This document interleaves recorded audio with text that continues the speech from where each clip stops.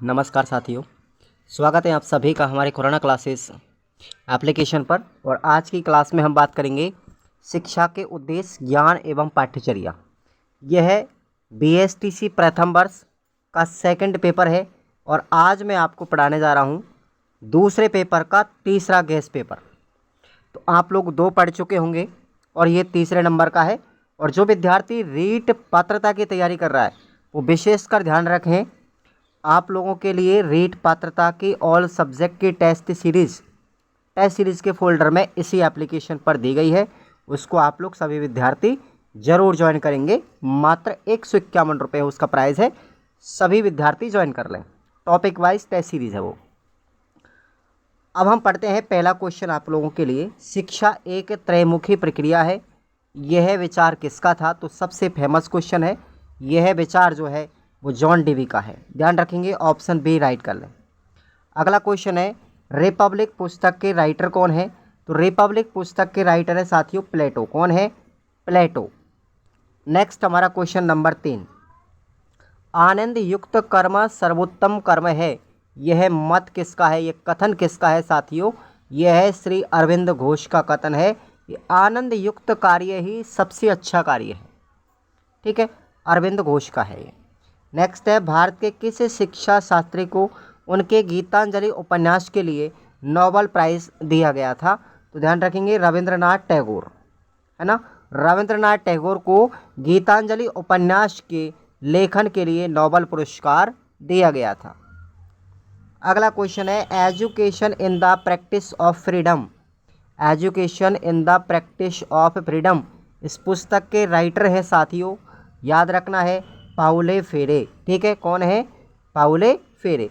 और एक पुस्तक ये है इनकी, उत्पीड़नों का शिक्षा शास्त्र, उत्पीड़नों का शिक्षा शास्त्र, यही पुस्तक है हिंदी में। ये ध्यान रखना, हिंदी में इसको यही बोलते हैं।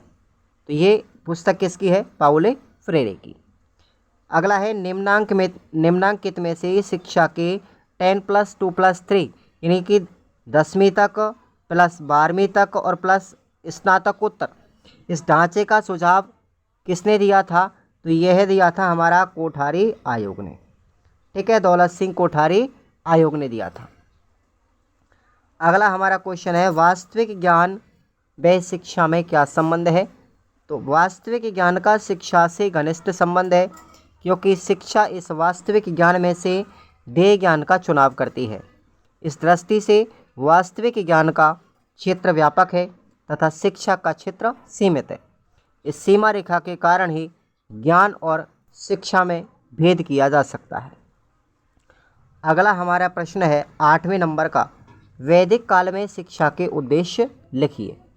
वैदिक काल में शिक्षा के उद्देश्य बेहतर जीवन जीने के तरीकों की खोज एवं व्यक्ति का सर्वांगीण विकास कर उसे अच्छा नागरिक बनाना था। तो यही वैदिक काल की शिक्षा का उद्देश्य है। क्रमिक शिक्षण विधि के सिद्धांत का प्रतिपादन किसने किया था? तो ध्यान रखेंगे, क्रमिक शिक्षण विधि का जो सिद्धांत है वो दिया था अरविंद घोष ने। किसने दिया? अरविंद घोष ने। नेक्स्ट है हमारा, जॉन डीवी की पुस्तकों के नाम लिखिए। तो ये कई बार क्वेश्चन पूछे गए हैं। जॉन डीवी की पुस्तकें अक्सर पूछी जाती हैं, तो पुस्तकों के नाम याद रखेंगे, the school and the child, ये पहली पुस्तक। दूसरी है स्कूल ऑफ टुमारो। तीसरी है डेमोक्रेसी एंड एजुकेशन। चौथी है फ्रीडम ऑफ कल्चर।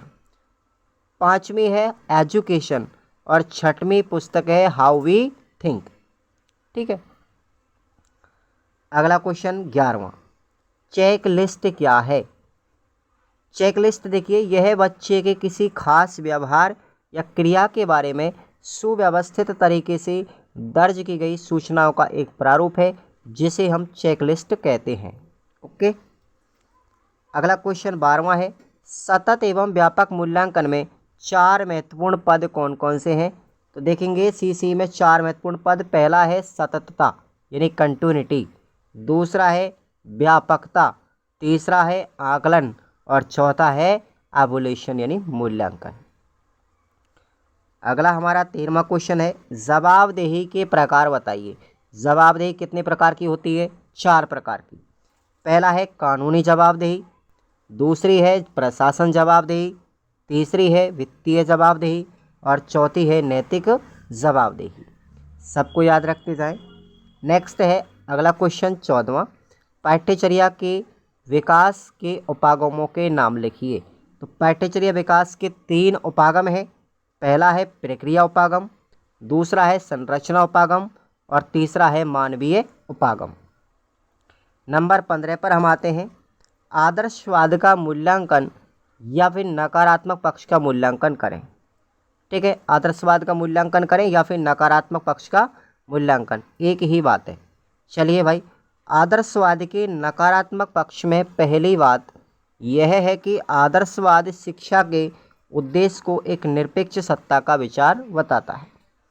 दूसरी बात यह है कि विद्यार्थी ऐसे आदर्श को प्रेरक स्वीकार नहीं करते जो दूरस्थ हो और गूढ़ भी हो। तीसरी बात यह है कि आदर्शवाद उच्च उद्देश्य की तो वह बहुत चर्चा करता है, किंतु उतनी ही गंभीरता, स्पष्टता एवं निश्चितता से विधि तथा तरीके की चर्चा नहीं करता जिस तरीके से उद्देश्यों को पढ़ाया या पाया जाता है।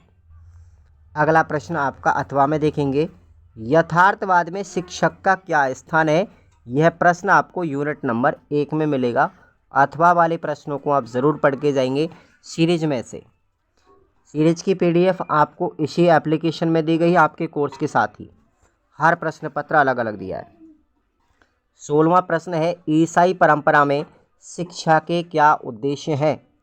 तो यीशु चाहते थे, यानी ईसा मसीह चाहते थे कि लोग परमेश्वर को जानें और उसके साथ प्रेम के साथ संबंध में बंध जाएं। केवल परमेश्वर के साथ ही नहीं, अपितु यीशु की शिक्षा का उद्देश्य मनुष्यों को भी एक दूसरे के साथ संबंध में जोड़ना था।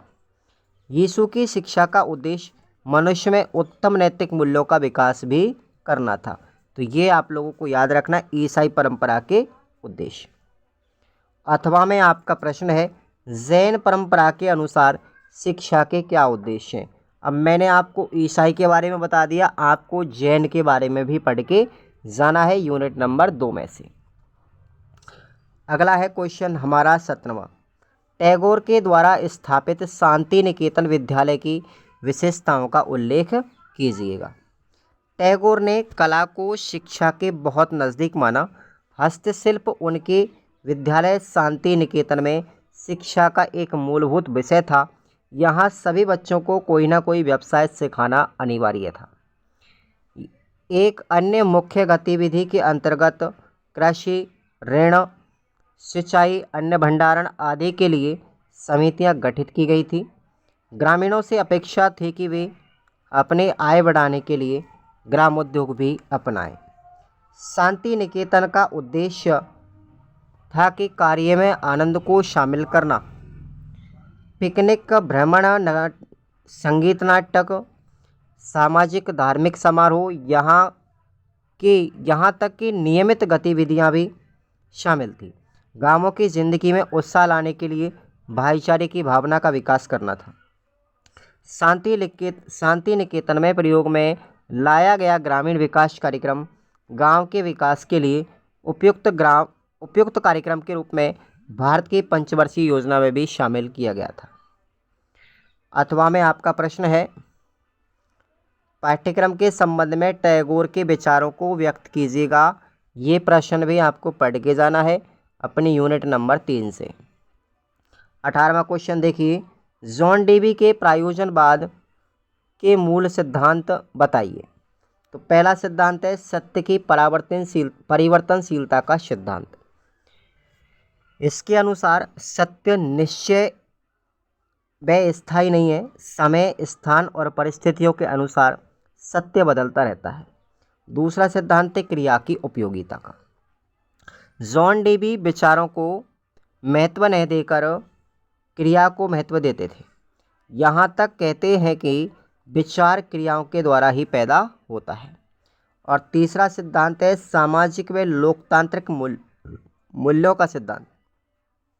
क्रियाओं की व्यावहारिकता का एक पक्ष ये भी है कि क्रियाएं ऐसी हों जिनसे हम सामाजिक व लोकतांत्रिक मूल्यों को परिष्कृत कर सके। और चौथा सिद्धांत है परिणाम का सिद्धांत।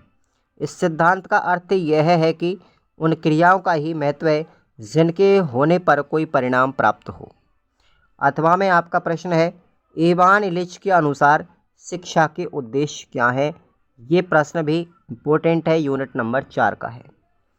अब आगे देखेंगे 19वां प्रश्न, प्रत्यक्ष या वास्तविक पाठ्यचर्या क्या है, इसके औपचारिक व अनौपचारिक प्रकारों का वर्णन कीजिएगा। दो प्रकार की होती है ये प्रत्यक्ष वास्तविक पाठ्यचर्या, दो प्रकार की है, औपचारिक और अनौपचारिक। देखिएगा वास्तविक पाठ्यचर्या को, इसका संदर्भ लिखित व अलिखित दोनों पाठ्यक्रमों से है जिनके माध्यम से विद्यार्थी सीखने के अनुभवों को प्राप्त करते हैं। अतः कहा जा सकता है कि वास्तविक पाठ्यचर्या वस्तुतः उन सभी अधिगम प्रक्रियाओं का योग है जिनमें विद्यार्थी और शिक्षक औपचारिक व अनौपचारिक पाठ्यचर्या के अंतर्गत शामिल होते हैं।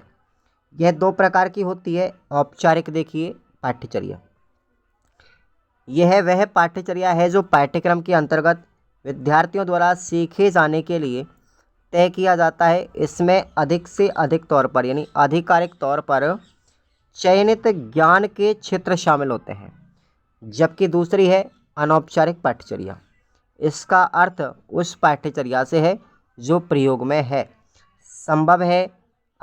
संभवतः है अध्यापक औपचारिक पाठ्यचर्याओं का पालन नहीं करे किंतु वे अन्य स्रोतों से प्राप्त ज्ञान को कक्ष में विद्यार्थियों के समक्ष प्रस्तुत कर देते हैं और यही कहलाती है अनौपचारिक पाठ्यचर्या। अथवा में आपको प्रश्न याद रखना है, पाठ्यचर्या के उद्देश्यों को लिखना है। अब ये भी प्रश्न इंपॉर्टेंट है, यूनिट 5 का है। नेक्स्ट हमारा प्रश्न है विद्यार्थियों की रिपोर्ट तैयार करने के लिए शिक्षक को कौन कौन से कार्य करने ज़रूरी हैं। तो देखेंगे सबसे पहले विद्यार्थियों का आकलन लगातार जरूरी है। विद्यार्थियों के अभिलेख को विद्यार्थी के पिछले अभिलेख से तुलना करके देखा जाना चाहिए और यह समझना है कि एक जैसी समस्या अगर लगातार तो नहीं आ रही है। यह आकलन करना है कि विद्यार्थी के अधिगम में सुधार हो रहा है अथवा कठिनाई अभी भी है। विद्यार्थियों के अधिगम प्रगति की रिपोर्ट खुद विद्यार्थी को भी दिखाएं और उनके माता पिता के लिए भी ज़रूर बतानी चाहिए। अथवा में आपका प्रश्न है रिपोर्टिंग व पृष्ठपोषण क्या है, रिपोर्टिंग और फीडबैक क्या है। ठीक है भाई, तो ये प्रश्न आपका यूनिट नंबर 6 का है। अगला हमारा 21वां प्रश्न है महात्मा गांधी की बुनियादी शिक्षा यानी महात्मा गांधी की जो बेसिक शिक्षा पद्धति है उसके उद्देश्य क्या है और उनका सिद्धांत बताइए। ये देखिएगा महात्मा गांधी की बेसिक शिक्षा पद्धति। बेसिक शिक्षा का तात्पर्य उस शिक्षा प्रणाली से है जो बालक को पुस्तकीय शिक्षा से हटकर एक मूल उद्योग पर आधारित व्यावहारिक और सर्वांगीण विकास की शिक्षा को देता है। बेसिक शिक्षा पद्धति कहलाती है और ये बेसिक सिद्धांतों पर आधारित है और गांधी जी ने इस बेसिक शिक्षा पद्धति में 5 मूल सिद्धांत बताए। पहला है 7 वर्ष से लेकर 14 वर्ष तक के बच्चों को निःशुल्क और अनिवार्य शिक्षा दी जाए। शिक्षा किसी भी हस्तकौशल या उत्पादन कार्य के माध्यम से दी जाए जो पाठशाला में दी जाने वाली संपूर्ण शिक्षा का केंद्र बिंदु माना जाएगा। हस्तकौशल को शिक्षा का माध्यम बनाना चाहिए। तीसरा बताया कि तीसरा सिद्धांत स्वावलंबन का है। उसके अनुसार शिक्षा अपने को चलाने का बहुत कुछ खर्च हस्तकौशल द्वारा बनाए गए सामान को बेचकर स्वयं ही निकाल लेते हैं। चौथा सिद्धांत बताया कि प्रारंभिक शिक्षा बच्चों को मातृभाषा में दी जानी चाहिए। इस सिद्धांत को अपनाकर शिक्षण के स्वाभाविक मार्ग को स्वीकार किया गया है। और 5वां सिद्धांत है बेसिक शिक्षा योजना का आदर्श ऐसे नागरिकों का निर्माण करना है जो देश में उत्पादन कार्य करने वाले हों, प्रत्येक लाभदायक कार्य को आदर दें और अपने पैरों पर खड़े हो सकें। अथवा में आपका प्रश्न है टैगोर के शिक्षा दर्शन की व्याख्या कीजिएगा। ये प्रश्न यूनिट नंबर 3 में है, ज़रूर पढ़ के जाएंगे। आते हैं हमारे 22वें प्रश्न पर। वैदिक परंपरा और उपनिषदों के अनुसार शिक्षा के उद्देश्यों का वर्णन कीजिएगा। तो देखेंगे पहला उद्देश्य क्या है, चरित्र का निर्माण करना। चरित्र निर्माण के बिना बौद्धिक विकास निरर्थक है। चरित्र निर्माण उद्देश्य की पूर्ति के लिए विद्यार्थियों को सदाचार के उपदेश देते हैं। उन्हें ऐसे वातावरण में रखा जाता है जिससे उनका चरित्र उत्थान हो। दूसरा उद्देश्य है नागरिक तथा सामाजिक कर्तव्यों का पालन। वैदिक परंपरा शिक्षा का प्रमुख उद्देश्य स्वार्थ रहित जीवन जीना था। उन्हें पुत्र, पुत्री, पति या पिता के रूप में अपने कर्तव्यों का पालन करने की शिक्षा दी जाती थी। और तीसरा उद्देश्य है सामाजिक कुशलता की उन्नति। वेद काल में शिक्षा का प्रमुख उद्देश्य मानवीय जीवन को सुरक्षित एवं सुखी बनाना था। इस उद्देश्य की पूर्ति विभिन्न शास्त्रों, व्यवसायों तथा उद्योगों की व्यवस्था करके की गई थी। व्यक्तित्व का विकास। इस उद्देश्य की पूर्ति के लिए छात्रों में आत्मसम्मान की भावना का विकास करना, आत्मविश्वास को प्रोत्साहन करना, आत्मसंयम के महत्व पर बल, न्याय एवं विवेक को विकसित करने की विद्यार्थियों को सिखाया जाता था। अब है हमारी उपनिषदों की शिक्षा का उद्देश्य। मानसिक व चरित्र निर्माण भी उपनिषद करते हैं। ठीक है। दूसरा है कि एकता की भावना का विकास और सभी व्यक्तियों में भाईचारे की भावना का विकास करना उपनिषदों का उद्देश्य है। तीसरा है उपनिषदों का उद्देश्य नैतिकता का विकास करना। आत्मानुशासन एवं संयम उपनिषदीय शिक्षा के मुख्य उद्देश्यों में से एक है। इसके द्वारा ही व्यक्ति अपने अंदर व्याप्त क्षमताओं का विकास करता है और समाज के विकास में योगदान देता है। आगे बात करते हैं अथवा में। क्वेश्चन है बौद्ध परंपरा के अनुसार शिक्षा के उद्देश्य कौन कौन से हैं, ये आपको याद रखना है। अगला क्वेश्चन हमारा 23वां देखिए। शिक्षा जगत को जॉन डेवी की क्या देन है, मूल्यांकन कीजिएगा। यानी जॉन डेवी ने शिक्षा के जगत को क्या क्या चीज प्रदान की है। जॉन डेवी अपने युग के महान विचारकों एवं शिक्षा शास्त्रियों में से एक है। शिक्षा जगत पर जॉन डेवी की अमिट छाप है जिसको कोई मिटा नहीं सकता। बहुत बड़ा योगदान है उनका। आदर्शवादी इस दुनिया से परे किसी दुनिया की बात करते हैं। डेवी ने मनुष्य की कर्तृत्व शक्ति का घोष किया था। उसने व्यक्ति स्वतंत्रता और समाज कल्याण को सर्वोपरि महत्व दिया। सामाजिक अनुशासन के रूप उसने अनुशासन की एक नई संकल्पना शिक्षा जगत के सामने रखी थी। उसने क्रिया केंद्रित शिक्षा का समर्थन किया और समय तालिका विषय पाठ्यक्रम के बंधन से बालकों को मुक्त किया। उसने शिक्षा जगत के सम्मुख प्रजातांत्रिक, समाजोन्मुखी, प्रगतिशील और नवीन अनुभवों पर आधारित प्रायोगिक शिक्षा की कल्पना प्रस्तुत की, जिसका समूचे विश्व में स्वागत हुआ। डेवी ने विद्यालय को समाज का लघु रूप माना था और सामाजिक कुशलता पर बल दिया। उसने वर्तमान को भविष्य से अधिक महत्वपूर्ण बताया। उसने प्रजातंत्र, स्वतंत्रता, सहयोग, आत्मानुशासन आदि पर प्रखरता के साथ अपने विचार व्यक्त किए तथा रूढ़िग्रस्त मूल्यों का उसने बहिष्कार किया। डेवी के विचारों का भारत पर भी काफ़ी प्रभाव पड़ा। महात्मा गांधी ने क्रिया केंद्रित शिक्षा को केंद्र मान करके बेसिक शिक्षा योजना भी तैयार की थी। अब आपका अथवा में प्रश्न है, देखिएगा। रूसो के अनुसार मानव विकास की विभिन्न अवस्थाएं कौन कौन सी हैं, उन अवस्थाओं की प्रवृत्तियों का उल्लेख कीजिएगा। यूनिट नंबर 4 का प्रश्न है ये। नेक्स्ट हमारा क्वेश्चन है अंतिम, पाठ्यचर्या में मूल्यांकन प्रयोजन को स्पष्ट कीजिएगा। तो सबसे पहले है नई पाठ्यचर्या के विकास के लिए यदि माध्यमिक स्तर पर व्यावसायिक शिक्षा के लिए एक नई पाठ्यचर्या के लिए निर्माण की आवश्यकता पड़ती है। इसके लिए विकास की आवश्यकताओं की पूर्ति के लिए अनेक विधियों को अपनाना पड़ता है। इसके द्वारा ये ज्ञात होता है कि प्रचलित पाठ्यक्रम का कौन सा भाग अपनाया जाता है। बिना मूल्यांकन के अनेक महत्वपूर्ण भाग छूट जाते हैं, इसलिए नई पाठ्यचर्या का मूल्यांकन आवश्यक होता है। नेक्स्ट है इसमें क्रियान्वयन के लिए पाठ्यचर्या का परीक्षण।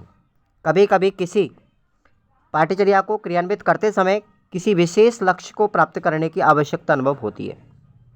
नंबर 3 है विद्यमान पाठ्यचर्या को आधुनिक बनाना और मृत सामग्री को निकालना, यानी खराब सामग्री को निकालना।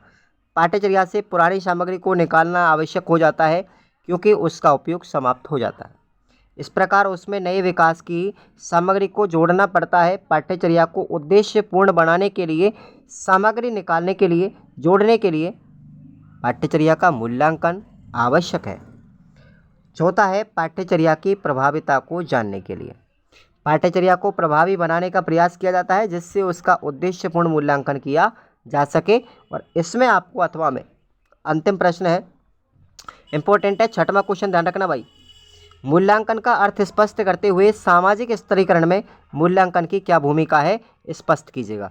तो ये आप लोगों को कंप्लीट आपका टेस्ट होता है। यहाँ पर आपके 3 टेस्ट करवाए हैं मैंने, इन तीनों में से आपके सारे प्रश्न आ जाएंगे एग्जाम में। ठीक है भाई, सबको पढ़ के जाना है, तीनों को एक बार रिवीजन कर लेना, किसी प्रकार की कोई चिंता नहीं करनी है। और रेट लेवल 1, ठीक है, पात्रता की जो तैयारी कर रहा है वो आप लोग टेस्ट सीरीज़ आपको टॉपिक वाइज इसी ऐप में दी गई है, टेस्ट सीरीज़ के टॉपिक में जाएंगे। और 151 ओनली नाम मात्र का शुल्क है, सभी चैप्टर आपको इसमें मिलेंगे ऑल सब्जेक्ट के। Thank you so much.